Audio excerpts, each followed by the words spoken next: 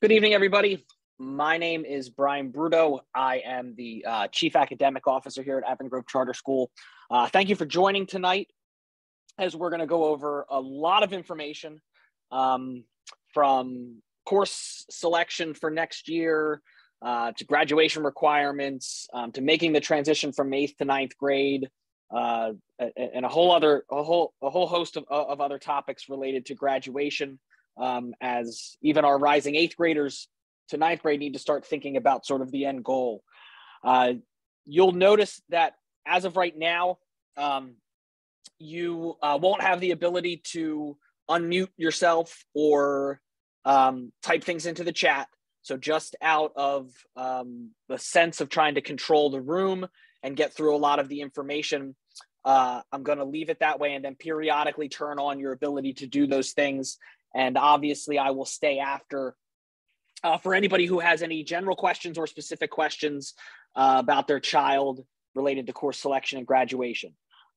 Always, it's best to reach out directly to your child's school counselor, as they probably have a lot more information at hand and knowledge of your child's trajectory and either college or career pathways to be able to have those conversations with you. But I will stay after after the presentation, and then my time is your time. But I also want to be respectful of everybody's time, and it being a weeknight to get started and start moving through some of this information. But again, we'll be stopping here and there for you to be able to ask questions. This presentation will be posted to our website, so there is no need to feverishly take notes, as well as the recording of this presentation will be posted to either our YouTube page or to our website so that you'll be able to go back and rewatch if need be. So tonight we're going to be talking about our high school course selection process that we do every spring. And whenever students start to think about and then choose courses for the next year, there's a lot of things to consider. Whether it's your first time, you have a rising 8th grader to 9th grade, or you have a junior going into their senior year, there's a lot that goes into course selection more than just picking classes. So I always like to start our meetings and our presentations off with our mission and vision. So Avon Grove Charter School's missions is to inspire passion for lifelong learning, one student at a time. And the vision of the school is to be an accepting community that unlocks every student's ability to discover and reach their full potential. And that's really key when trying to think about what courses do your students and your children want to take that are going to set them up for a pathway of success for their future. And it's our job, in partnership with you all as parents, to work with your children to set them up for success and put them on that trajectory so that they can discover and reach their full potential. But when it comes to course selection, one of the key points is to make sure that everybody has high expectations. We have high expectations for your kids. I know you have high expectations for your kids. Sometimes the hardest part is getting your kids to have high expectations for themselves. But it's a goal of, I believe, of all of you, for your children and us as educators, that we all kind of come around this concept of having high expectations for each other with regards to their course selection, and then the work that they do within those classes that are going to prepare them for their post-secondary endeavors.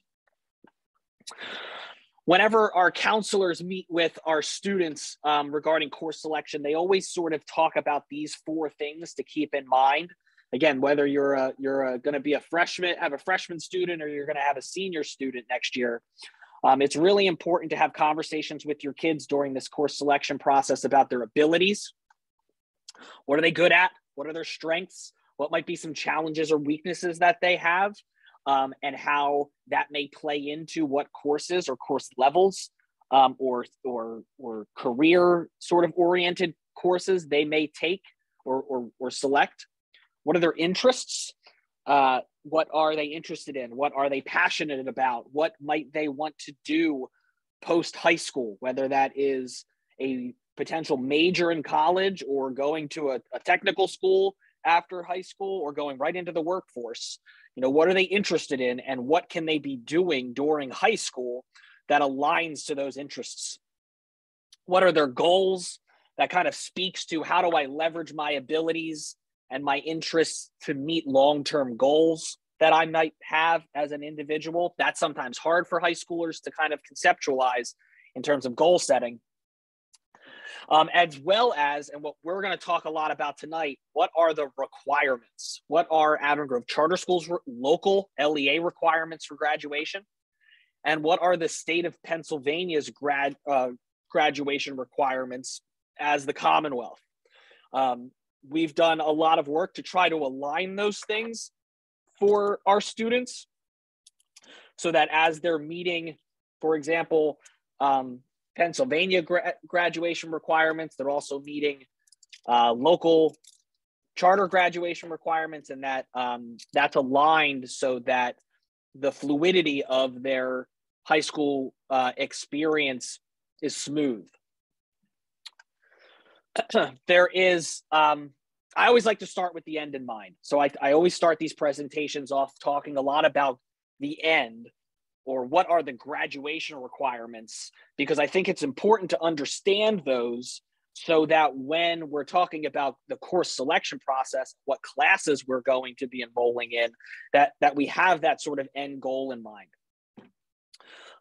So right now, there are actually a number of different sorts of graduation requirement pathways within our high school. And that's been mainly because of a couple policy changes, as well as COVID-related issues that we've experienced over the last 2 years. So as of right now, this is sort of at the 50,000-foot view. The class of 2023, which is next year's seniors, next year's graduating class, there's two things that they need to make sure that they meet in order to meet the graduation requirements. One is obtaining the correct amount of credits in each credit category with Avon Grove Charter School. We're going to talk about what those categories are in a little while, as well as meeting the state's requirement related to the Keystone exams proficiency or alternative pathway. And we're going to talk about that a little bit as well.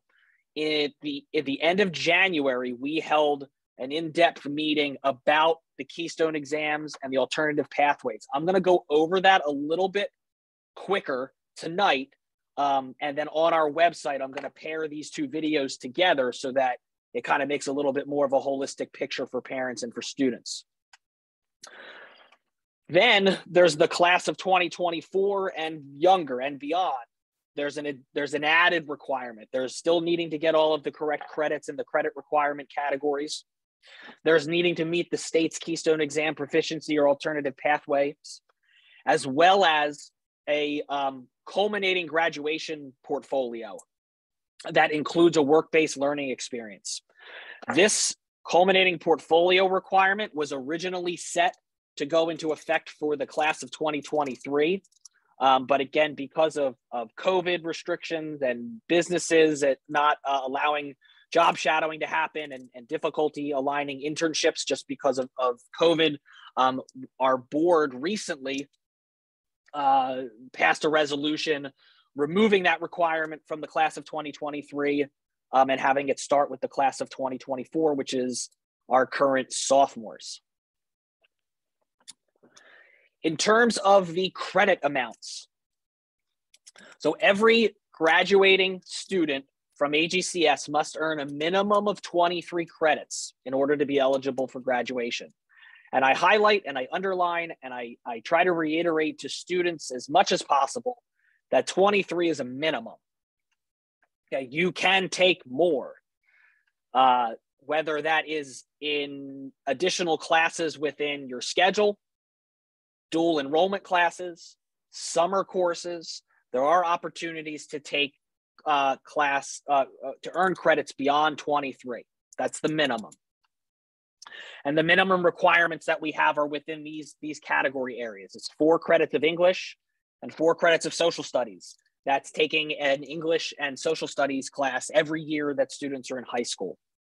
Then a minimum of 3 science credits, 3 math credits, 4 arts and humanities credits. That includes some of our social studies electives, as well as world languages, Students take 1 semester of health, they take 1 semester of structured physical education, and then they take an additional 4 credits of choice electives. Generally, students in grades 9 through 11 are to schedule a minimum of 6 credits each academic year. And then students in grade 12 may schedule a minimum of 5 credits. So if you do 6 for 3 years and 5 for your senior year, that is your minimum of 23.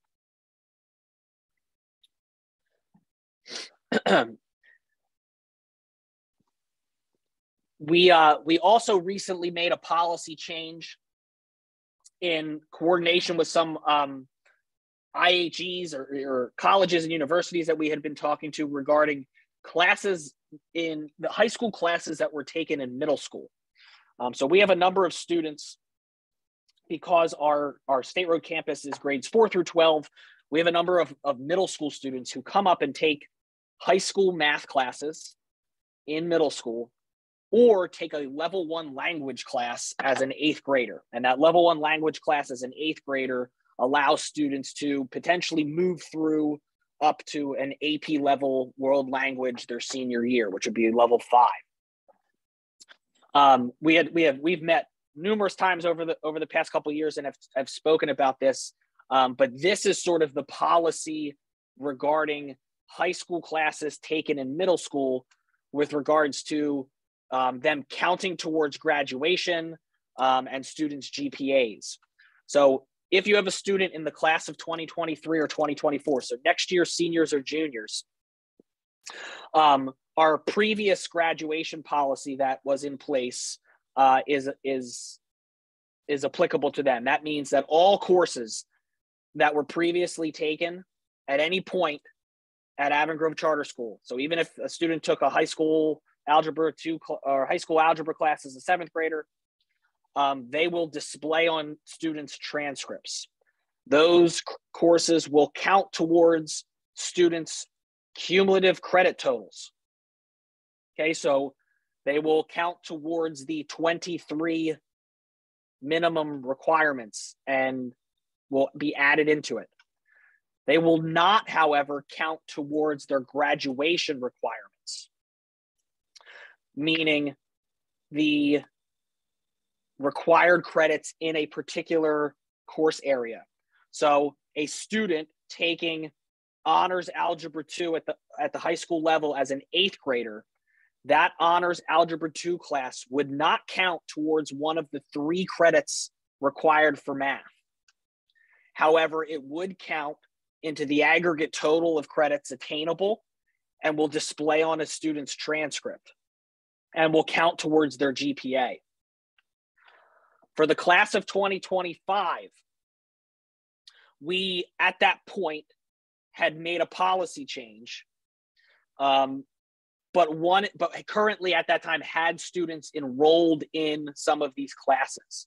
So we gave the class of 2025, I believe it was last year, an opportunity to either opt in or opt out of this policy. And again, this only applies to middle school students who were taking high school classes.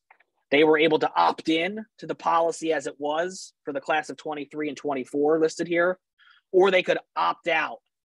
And then all high school courses taken in middle school would have been removed from their transcript records. Then we implemented a policy change. When I post this presentation, that link of policy change will link you to the board's graduation policy documents so that you can see that. So that starting with the class of 2026, which would be this year's 8th graders and next year's freshmen, only courses taken in grades 9 through 12 will display on a student's transcript, will count towards graduation requirements, and will calculate into a student's GPA. That students taking high school level math classes, that's still available to students in middle school. 8th graders are still able to take level 1 languages in middle school. And students will continue to allow students to progress through potentially higher level math sequencing, as well as prepare for higher level world language classes in the high school, but they won't count towards graduation and they won't be displayed on students' transcripts. And there's a lot of reasons behind that. And we've had a number of parent meetings about that regarding trying to set our students up for success and making sure that they are meeting college and university requirements sort of at the end of their high school career. We get a lot of questions, especially from 8th graders going into 9th grade, about what do I need to do to kind of move on to the next grade level, quote unquote. So in high school at Avon Grove Charter School, moving on from grade level to grade level really is dependent upon the total number of credits that are obtained. So basically, you have to pass classes in order to earn credits, and you have to earn credits in order to move from grade level to grade level. So in order to move from, when a student comes in and starts in 9th grade, they have 0 credits. In order to move to 10th grade, they must earn 5.5 credits. To move from 10th to 11th, 11.5 credits by the end of their 10th grade year. From promotion to 11 to 12, it'd be 17.5 credits at the end of their junior year. And then again, at the end of their senior year, we're looking for a minimum of 23 credits in all of those requirement areas. There are instances where students do not earn enough credits at the end of the year. They may not pass classes. And we have, for example, a 9th grader who ends the year with 5 credits. That student would technically begin the following school year listed as a 9th grader again, if they were not to make up a half a credit over a summer school program. That student can still progress through. They can take extra classes during the school year. But in terms of promotion requirements, these are the areas of credit attainment we look for. We don't necessarily do what has been coined as social promotions and just saying because you finished the school year, you then move on to the next grade level. It's all about attaining credits. Like I had said at the end of January, we held another parent meeting that focused a lot on the Keystone exams, because I think this is an area where there ends up being a lot of questions that parents have, because this is the state requirement and it can be extremely complicated and convoluted, especially if you have older students who have been going through the public school system and have seen the Keystone exam requirements change and moratoriums be put in place, and sort of the can kick down the road over and over again for really the last 8 to 9 years. The current legislation, which is Act 158, states that starting with the class of 2023, so that is next year's seniors, all students must be proficient or advanced on the algebra, biology, and literature Keystone exams, or meet specific requirements via alternative pathway routes in order to graduate. So this is that second piece that students are required to meet in order to graduate from Avon Grove Charter School and be issued a diploma through the state of Pennsylvania. They have to obtain the necessary credits and they have to meet the Keystone requirements. We do provide, if students test and are not proficient, remediation options, and students are permitted to retest if they are not proficient. However, with Act 158, the state legislature created 4 different pathways that students can be eligible for if they don't score proficient or advanced on all 3 of those exams, and we're going to talk about those. Students in high school take these Keystone exams in trigger classes.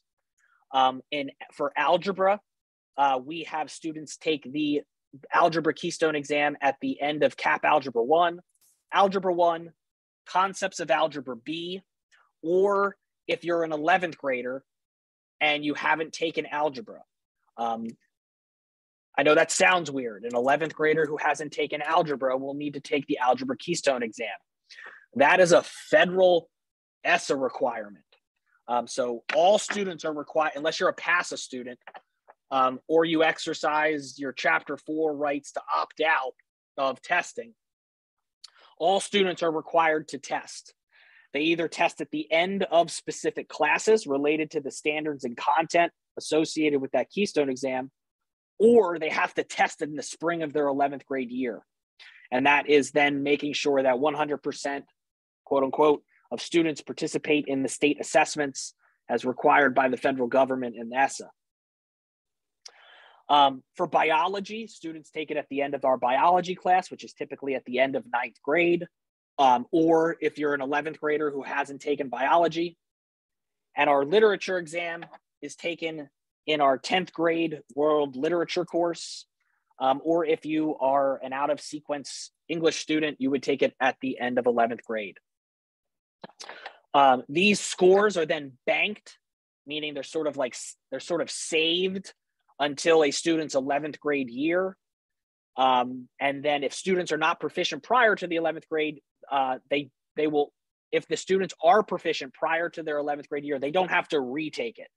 It's just working towards proficiency and meeting that requirement, typically by the end of 11th grade.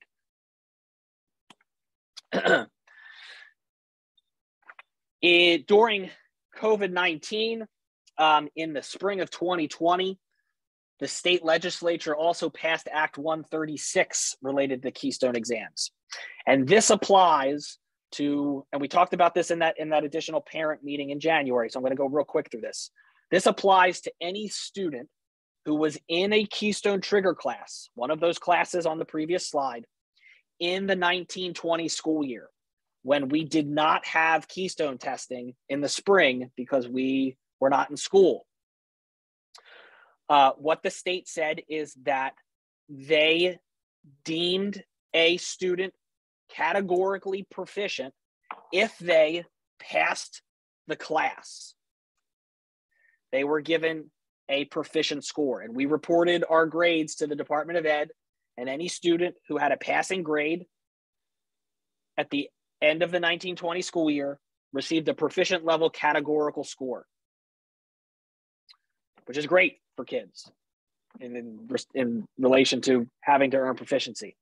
What's important here, though, is that no numerical score was given for these students. It was just a proficient category score.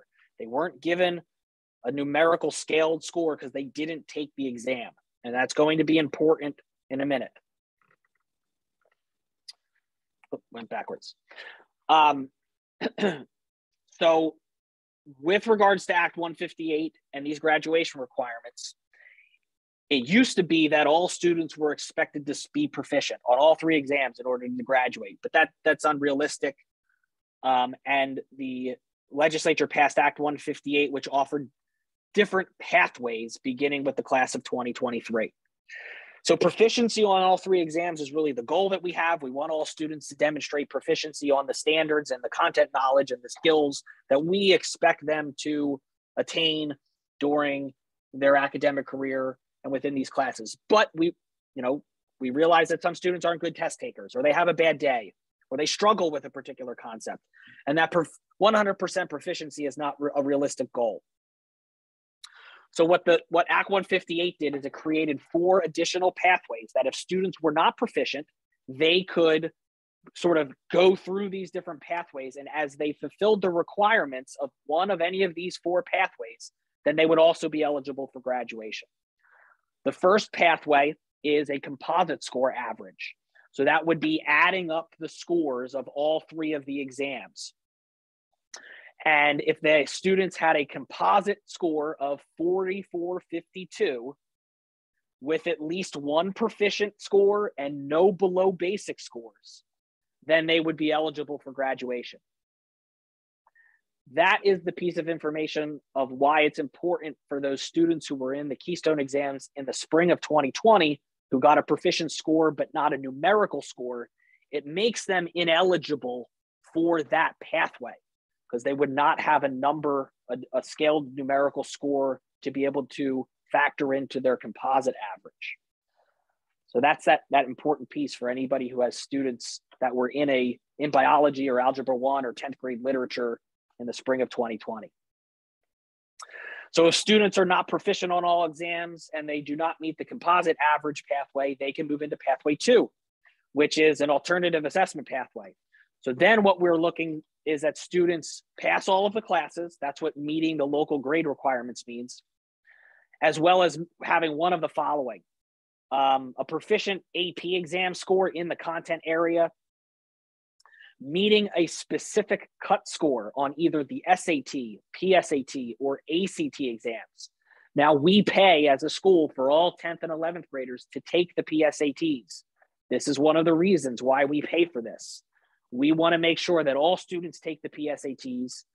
One, so that some students receive merit scholarships. If they're better prepared for the SATs, they can use that on college applications, but also so that we have a cut score archived so that if students are not proficient on the Keystone exams, we can hopefully fall back on a PSAT score as their alternative assessment for eligibility for graduation. But there could be an SAT or an ACT. Those cut scores are also posted to our website because they're specific scores. A specific score on the ASFAB, which is an exam for military recruitment. We don't typically give that at Avon Grove Charter School. If a student can provide evidence prior to graduation that they have been admitted to a 4-year nonprofit institution of higher education. So if you're not proficient on all the exams and you don't meet the Keystone composite average, but you can present to us your acceptance letter into a 4-year nonprofit college, you're eligible for graduation. Or getting a gold score level on the ACT Work Keys assessment, which is something that we are eligible to administer but have not had to yet. Pathway 3 is for our students who attend TCHS.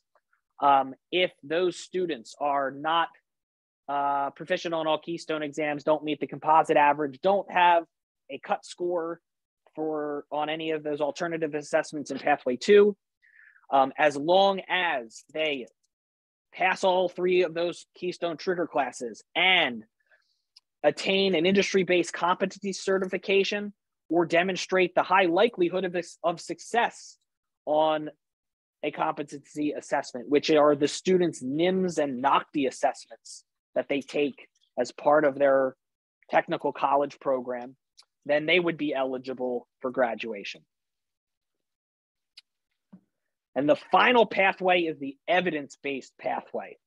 So this is sort of the last-ditch effort where if students have not met one of the other pathways via the eligibility criteria, they move into an evidence-based pathway where we are collecting artifacts that demonstrate that they are ready for post-secondary work or learning.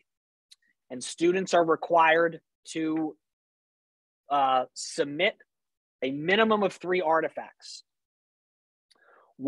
At least one from Tier 1, and then 2 additional pieces of evidence that can be from Tier 1 or Tier 2. They are things like admission to a non-4-year nonprofit IHE, so an admissions letter to Delaware County Community College, an industry-recognized credential, and we're going to talk about that in a second. Below a silver score on the ACT Work Keys assessment, having taken and gotten an exam score of 3 on any AP exam, and being enrolled in and passing a dual enrollment or concurrent enrollment class.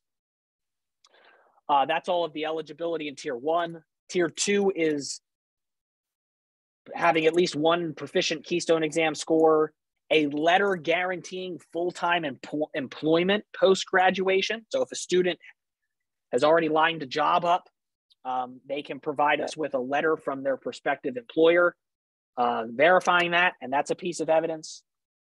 Successful completion of an internship or service learning project is a piece of evidence, as well as meeting NCAA Division II core course eligibility, which is an evaluation of the course levels that students take along with a GPA analysis. So that's a lot to kind of wrap your head around. But what we've done is we're trying to make this easier on students to progress through and be eligible for one of these pathways without the kids necessarily really knowing it. Some other things that your children are subject to regarding their graduation eligibility is the career standards benchmark. So in the state of Pennsylvania, students are required to engage in and submit pieces of evidence, I'll use that word again, and artifacts throughout their K through 12 career. So by the end of 5th grade, students have to produce 6 or more pieces of evidence related back to the state's college and education and work standards. By the end of 8th grade, they have to produce an additional 6, one of which is an individualized career plan. And then by the end of 11th grade, students have to produce an additional 8 pieces of evidence, 2 of which demonstrate the implementation of the career plan that they created in 8th grade. So when your students talk about that they are working with an advisor and doing work in Naviance and doing CCR lessons with Avon Grove Charter School, this is what they're doing. They are going through lessons and they are completing activities which then translate into artifactual evidence to meet the state's college and career readiness requirements for graduation. Some of those pieces of evidence that they are doing in those CCR lessons in high school also are items that we can utilize to demonstrate eligibility to meet the evidence-based pathway for the Keystone exams if we need to. So they're doing these things already.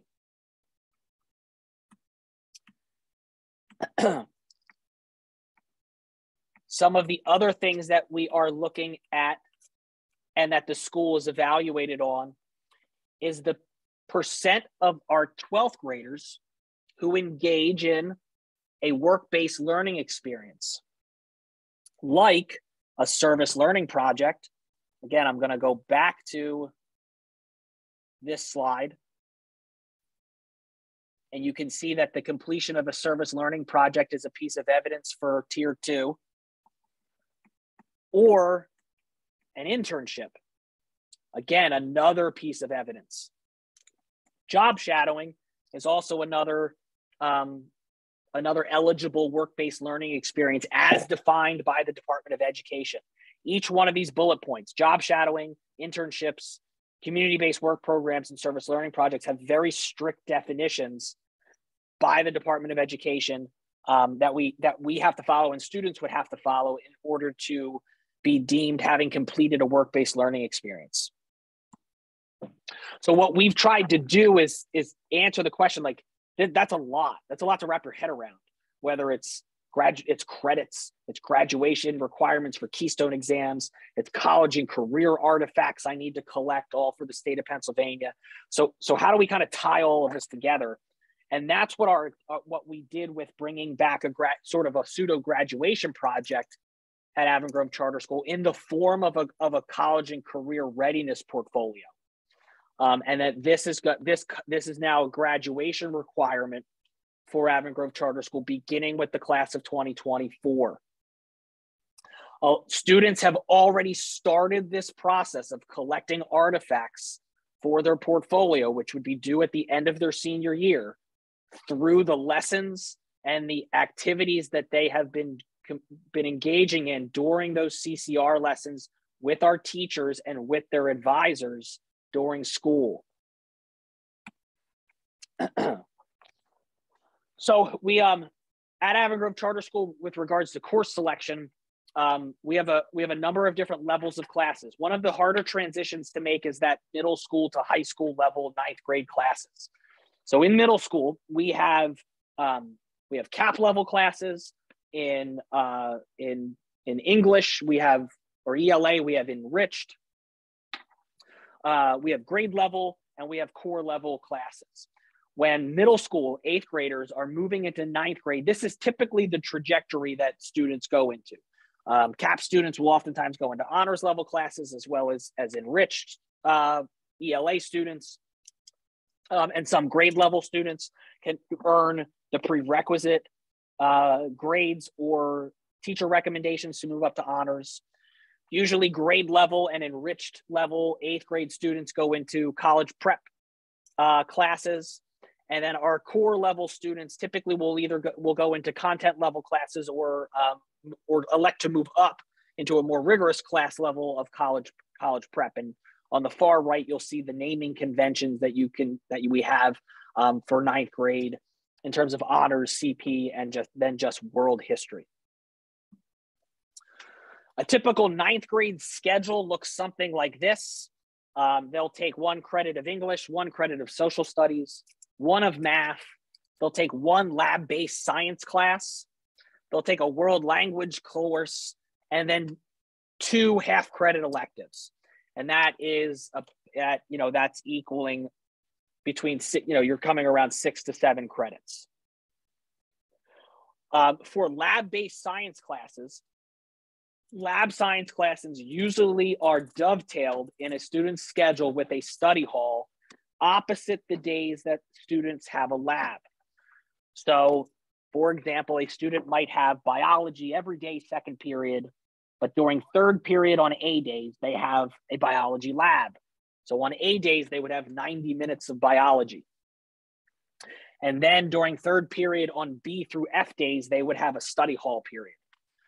Throughout the day, if students do not want a study hall that is adjacent to their science lab, we do have classes in our art department and some of our electives where teachers have deemed it appropriate that a student could miss 1 day every 6 days of their class and still keep up with the work. So students can take classes in lieu of that sort of dovetailed study hall with science electives if they wish to, max out their schedule a little bit more. In grades 10 through 12, we add another level of potential classes, which are our advanced placement classes. The first advanced placement course that students can really take is 10th grade advanced AP European history. That's typically the first available AP class to our high school students. But they can take AP, honors, college prep, or that standard grade or content level class. Another important thing that you hear a lot about in high school, if you're an 8th grade parent, this is going to be potentially new to you. If you're a parent of a current high school student, understanding their GPA is an important thing to know, both their weighted GPA and their unweighted GPA. So a student's grade point average is a way that we and schools measure how well they do across their academic classes in a sort of longitudinal way. It's the average of all of your final grades within a school year and over time based on a weighted scale. And a final grade is usually comprised of the 4 quarters. So the grade at the end of quarter 1, 2, 3, and 4, all weighted 20%, and then a midterm grade of 10 and a final grade of 10. Now, since COVID, we have started to remove midterm exams as well as final exams from a lot of our classes in our high school.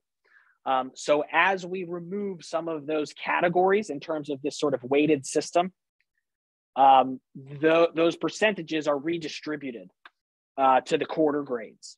So for example, if a class has no midterm or no final, then a student's final grade is made up of 25% for each quarter. So those percentage points get sort of redistributed. And some classes are weighted higher than others due to the increased difficulty level of the class, which can also impact the weighted amount of a student's GPA. So this is our high school grading scale. This has been the grading scale for a long time. And this was actually adopted, I believe, when the high school opened and mirrored that of Avon Grove School District, where we many schools are on a 4.0 GPA weighted scale. We're on a 4.5, which has its positives and negatives.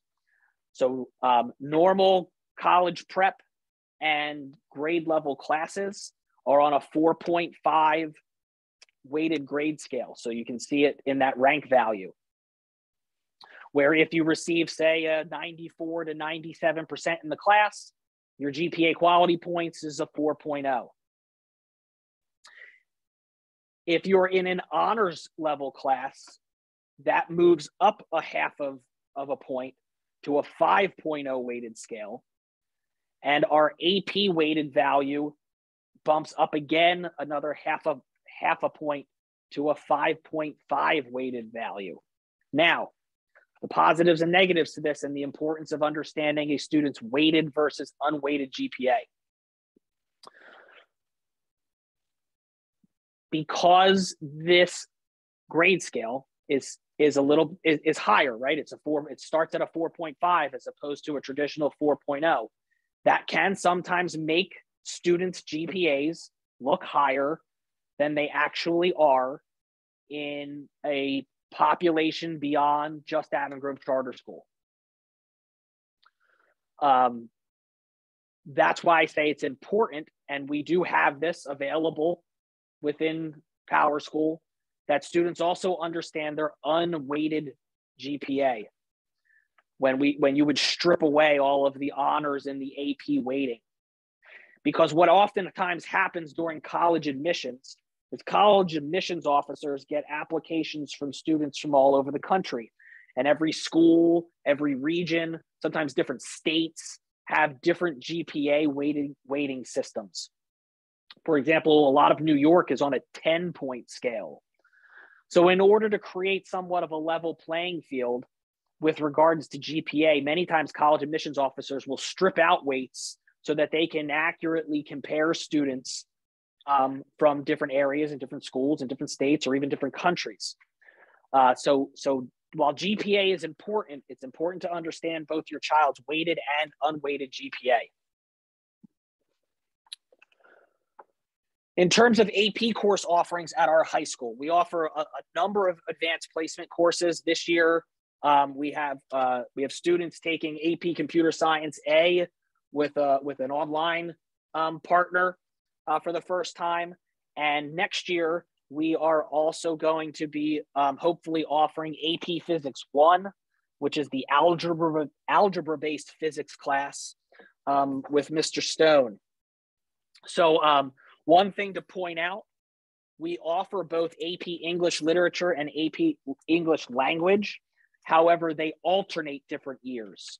So this year, I believe we're offering AP Literature. That means next year we'll offer AP Language, and then we'll offer AP Literature, and then AP Language, so that students have the ability to take potentially 2 AP level English classes, one as an 11th grader and one as a 12th grader. And as of right now, our AP Computer Science Principles and AP Computer Science Java A classes are being taught through the Brandywine Virtual Academy and third party, but still looking to offer those to students who are interested in that particular course pathway. One change that is coming next year that everyone should be aware of, our board voted to, at the request of our English teachers and after a review of course sort of titles and nomenclature, to move to a new English course naming convention style for our high school English classes. Currently, our current titles are English or Literature and Composition, World Literature, American Literature, and Brit Literature. The feedback, and this has been feedback that's been heard for a number of years from our English department, has been that sort of naming convention is very narrowing, that I'm only allowed to cover world literature in 10th grade. And that's hard. I don't necessarily cover all of the standards then, or that Brit Lit, so Shakespeare, is only allowed to really be taught in 12th grade, although Romeo and Juliet is a play that's really embedded within the resources associated with our 9th grade English class. So it was handcuffing our teachers. And then students got to, American literature, and they had to write. They were like, well, there's not composition in the title of this. Why do I have to write so much? So we evaluated a number of high performing schools and school districts in our area throughout the Pennsylvania, at how they named their English courses, and proposed that we move to a literature and composition 1 through 4 naming style, so that it provides our staff members a little bit more flexibility and with what their literature and what the students are reading in terms of genre, time period, throughout those 4 classes. However, students are going to be making selections this year based on the current course titles on the left, and then their class titles will change over the summer. So kids will make an election for world literature during the course selection process. And then over the summer, they'll see that they're enrolled in literature and composition 2.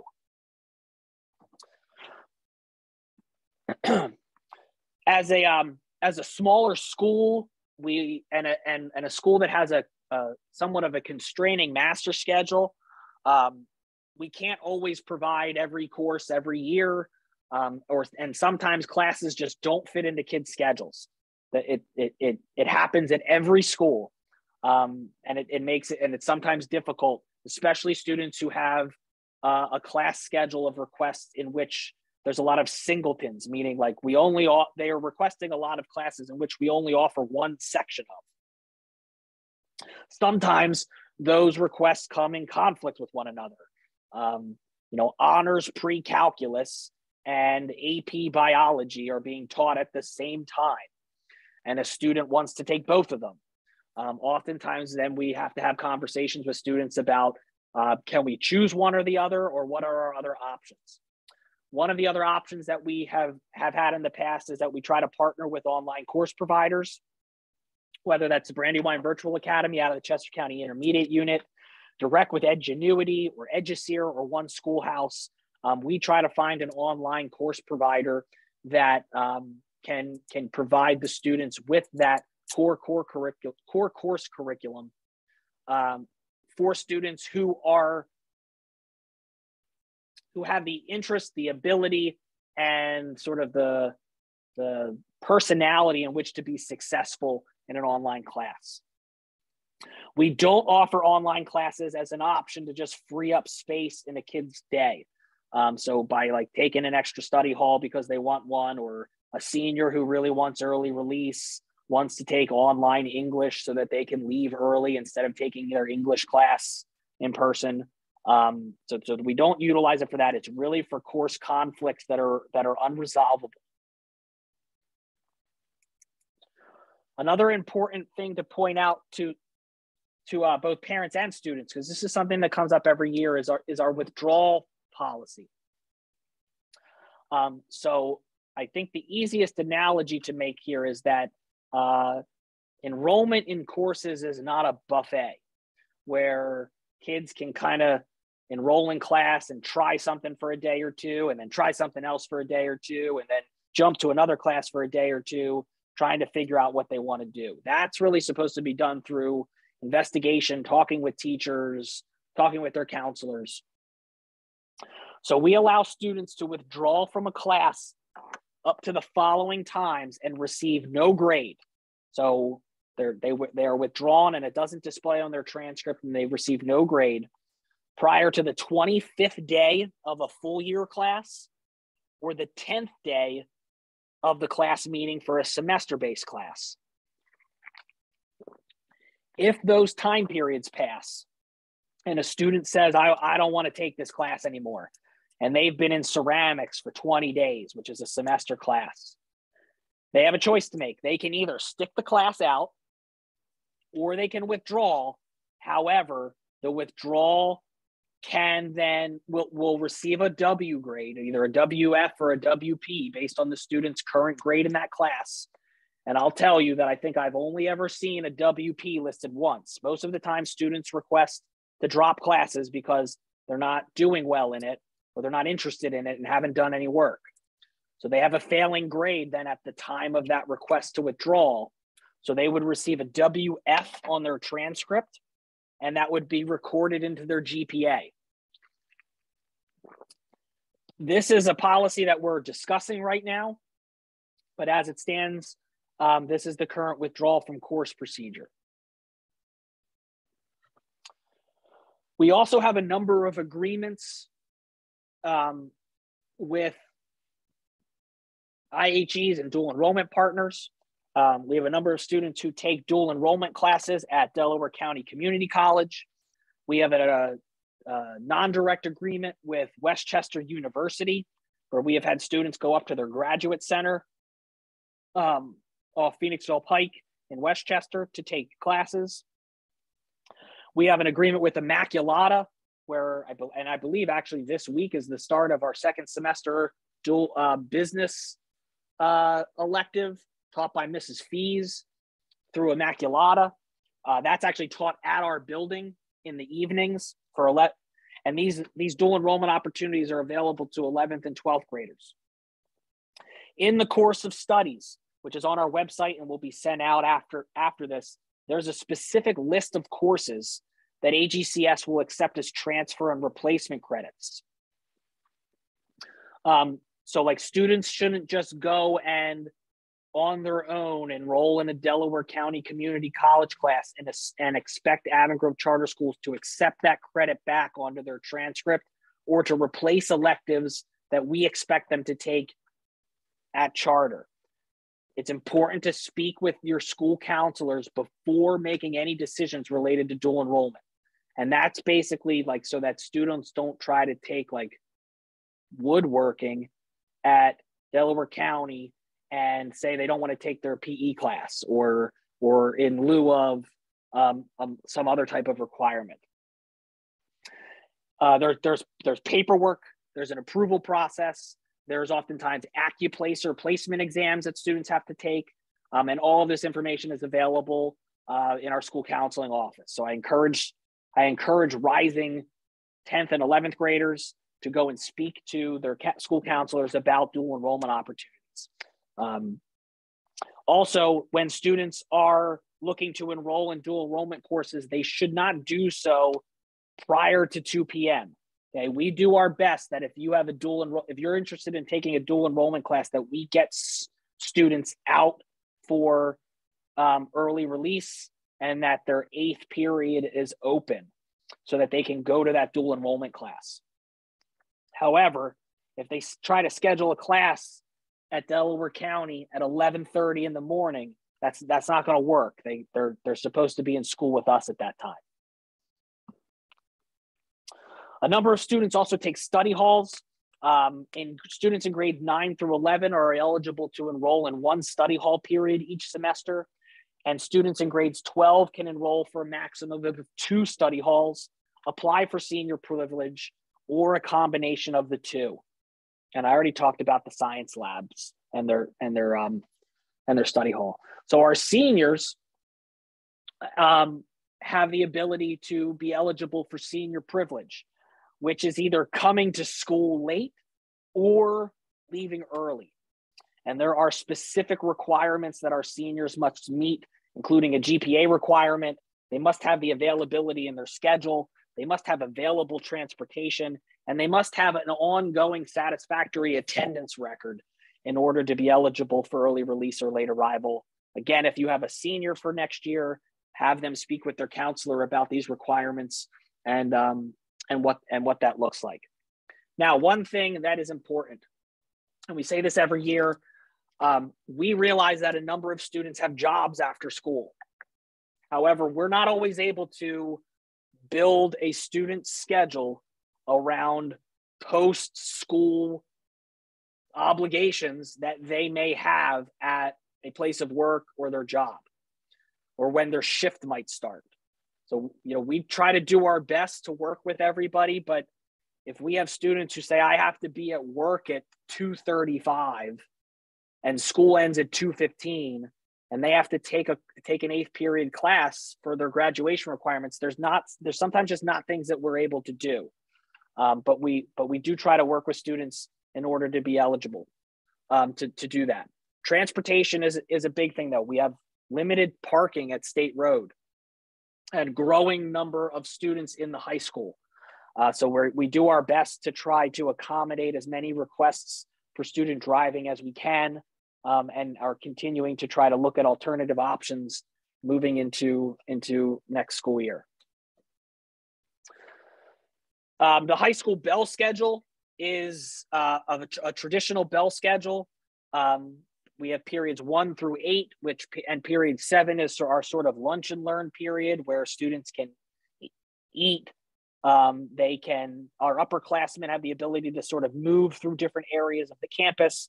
Our teachers are available for extra help. Clubs meet during that lunch and learn period. But that's a division-wide, all high school students eat lunch at that time. We are running into some capacity constraints of our cafeteria spaces and the number of high school students that we have. That may look like a little different of a lunch period next year, but that really depends on the size of the high school enrollment going into next year. And another important thing to stress to students is to get involved in things beyond just their classes. We have a dedicated staff who try to offer a number, and this is just a small list of the activities and clubs that we have at the high school. There's really something for everyone. And if your child looks at our student activities and there isn't something that they're interested in, I encourage you to encourage them to speak to Mr. Messick or Mr. Miller or one of our teachers about what they are interested in so that we can, start clubs and start activities to get students more involved. There are a lot of things that students can get involved in, and the more that they're involved in, the more well-rounded they become. So some timelines here. On January 25th, we held the graduation requirements parent meeting. I went over a little bit of that during that Keystone exam portions of the slide, and all of that's available on our website. Tonight, we did the program of studies, and on our website is the program of studies sort of handbook. That will also be emailed out to all parents and students tomorrow, but that is posted to our website. On February 28th, we have our high school transition night for our 8th grade students. You should have received information from Mr. Messick about that night. We ask you to come out. That's an opportunity to meet the high school administration, have additional conversations about the topics that we spoke about tonight, meet some of our teachers, learn about our course electives, meet about our clubs.